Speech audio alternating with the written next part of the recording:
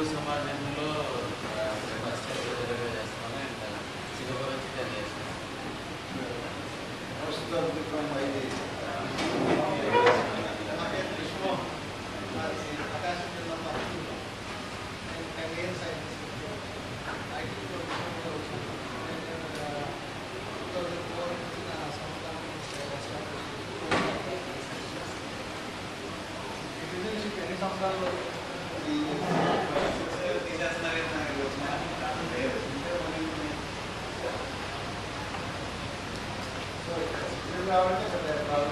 వాళ్ళే ఎంకరేజ్ చేస్తున్నారు తీసుకోమని.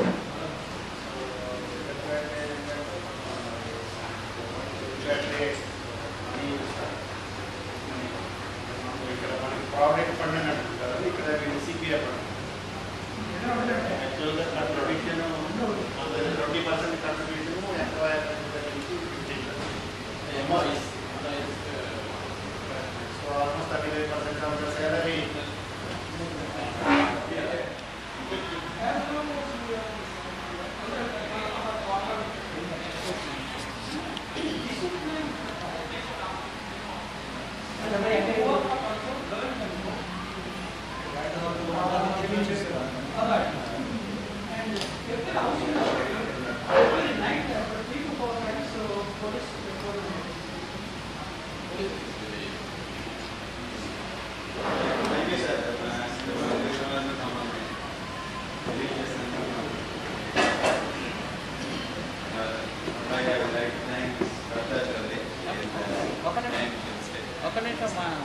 ఒక నిమిషం మాట్లాడతారు. ఓట్ ఆఫ్ థ్యాంక్ చెప్తున్నాను.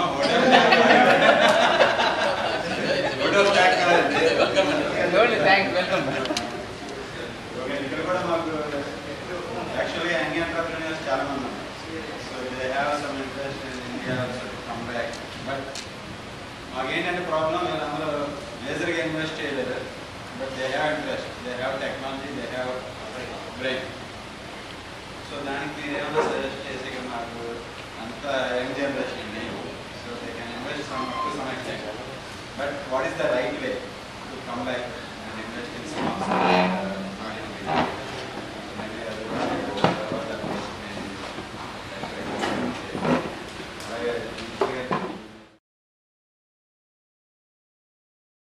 చాలా సంతోషం ఈరోజు. ఎందుకంటే ఆంధ్ర రాష్ట్ర నవంబర్ 1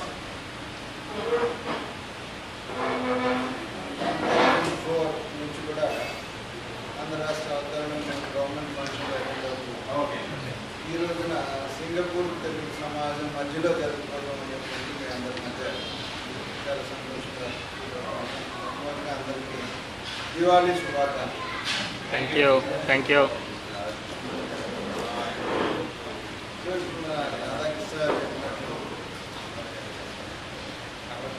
ఆంధ్రప్రదేశ్ మనకు పారిశ్రామికంగా చాలా డెవలప్మెంట్ 2004 నుంచి ఫాస్ట్ డెవలప్మెంట్ రాజశేఖర్ గారి సీఎంలో వచ్చిన తర్వాత ఇండస్ట్రియల్ ఇన్ఫ్రాస్ట్రక్చర్ డెవలప్మెంట్ కానీ, ఇండస్ట్రియల్ ప్రమోషన్ కానీ, అలాగే ఇండస్ట్రియల్ పాలసీ కానీ మన కంట్రీలోనే మంచి పాలసీ ఇచ్చాము అనేటువంటి అభిప్రాయం కానీ మనం 2004 నుంచి ఇండస్ట్రియల్ పాలసీ వల్ల ఇండస్ట్రీస్ కూడా ఎక్కువ ఆంధ్ర రాష్ట్రానికి వచ్చింది. 2005-10 పాలసీ తర్వాత ఇప్పుడు మన ముఖ్యమంత్రి రోషయ్య గారు 2010 పాలసీ కూడా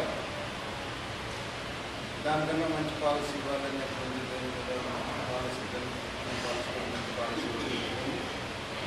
most of the food processing కానీ, ఎంఎస్ఎంఈ కానీ కంట్రీలో ఎక్కడ లేదండి మన రాష్ట్రంలో వచ్చింది. వీటన్నిటికన్నా కూడా మనకు ఎలక్ట్రిసిటీకి వచ్చేటప్పటికి ఉన్నటువంటి కంట్రీలో మన క్వాలిటీ ఎలక్ట్రిసిటీ కానీ లేకపోతే టారిఫ్ కానీ చాలా తక్కువగా జరుగుతాం మన కంట్రీలో ఉన్నటువంటి అన్ని రాష్ట్రాల్లో ఉన్నాం కూడా.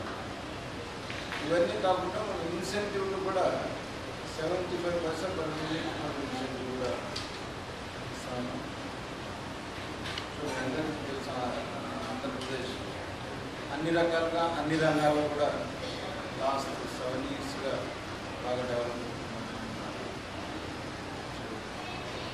సంక్షేమ కార్యక్రమాలు కానీ అభివృద్ధి కార్యక్రమాలు కానీ రెండు సైమల్టేనియస్గా 2004 నుంచి రాష్ట్రంలో తీసుకొస్తున్నాం.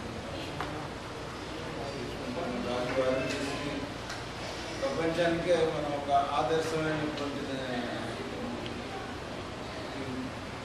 మెడికల్ లైన్కి వచ్చేటప్పుడు అది వాళ్ళకి కానీ 108 కానీ 108 మనం స్టేట్లో ఇంట్రడ్యూస్ చేసిన తర్వాతనే కంట్రీలో అన్ని రాష్ట్రాలకు ఒక ఆదర్శంగా తీసుకొని ఇంట్రడ్యూస్ చేస్తున్నటువంటి 104 సర్వీసెస్ కానీ రాష్ట్రిక రెవల్యూషన్ మెడికల్ లైన్లో తీసుకొచ్చిన అలాగే పావర్టీ ప్రోగ్రామ్స్ కానీ లేకపోతే అగ్రికల్చర్ సైడ్కి వచ్చేటప్పటికి జలయజ్ఞం పేరుతో 1 ఎకరాలకు నీరు ఇవ్వాలని ఉద్దేశంతో ప్రాజెక్ట్స్ ఖర్చు తగ్గింది. చాలా వరకు ప్రాజెక్ట్స్ ఆల్మోస్ట్ కొన్ని కంప్లీట్ అయ్యి కాంపిటీషన్కి వచ్చినటువంటి పరిస్థితి. అలాగే మన రాష్ట్రం బాగా డెవలప్ అవుతాం. మరి మీరు చెప్పిన యంగ్ ఎంటర్‌ప్రెన్యూర్స్కి వచ్చినటువంటి వస్తే మాకున్నటువంటి రిసోర్సెస్ ఏంటి, మీరు ఏ లైన్లో ఉన్నారు అనేటువంటిది ఇస్తే మన వాళ్ళకి ఆ లైన్లో మీకున్నటువంటి బెస్ట్ ఆపర్చునిటీస్ కానీ land development financial subsidies financial assistance కానీ ప్రాసెసింగ్ అయితే ప్రాసెసింగ్ ఇన్వెస్ట్మెంట్ ఆపర్చునిటీస్ కానీ ఇవన్నీ కూడా చెప్తారు. సంతోషం మీరందరి మధ్యలో ఈరోజు గడపడం అనేటువంటి మీరందరూ మీలో కొంతమంది మీరు రాగలిగితే హ్యాపీ. ప్రస్తుతం ముఖ్యమంత్రి రోసయ్య గారు కూడా ఇంకో అనుభవం ఉన్నటువంటి ముఖ్యమంత్రి పరిపాలనా పరంగా కానీ లేకపోతే పార్టీ పరంగా కానీ అన్ని రకాలుగా కూడా సెక్టార్స్లో ఆర్థిక మంత్రిగా 14 సార్లు బడ్జెట్ ప్రవేశపెట్టినటువంటి ఎక్స్పీరియన్స్ ఉన్నటువంటి సీఎం